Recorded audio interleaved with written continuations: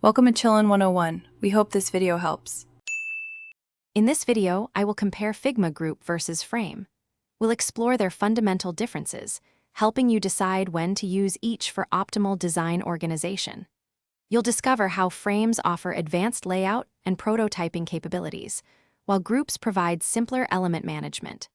We'll also look at practical examples to solidify your understanding, ensuring you can confidently apply these concepts in your Figma workflow. This comparison will empower you to build more structured and efficient designs.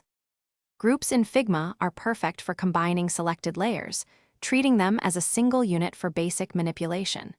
When you group elements, they maintain their individual positions relative to each other, and scaling the group scales all its contents proportionally. Think of groups as a simple way to keep related items together, making it easier to move or resize them as one. They are ideal for quick organization of 2 or 3 elements. Frames, on the other hand, act as powerful containers, defining a specific canvas or artboard for your designs.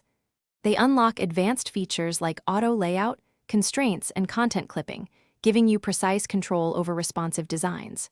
Frames can also have their own distinct background fills, strokes, and effects, and you can even nest them within other frames to build complex, hierarchical structures. They are fundamental for robust design systems. Deciding between a group and a frame boils down to your specific needs. Use groups for simple selections of elements that just need to move or scale together, like a button with its text. Opt for frames when you require a defined canvas, responsive layouts, or interactive prototyping.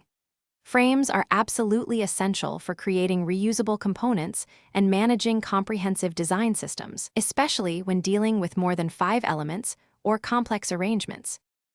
Thanks for watching. Consider subscribing if we helped you.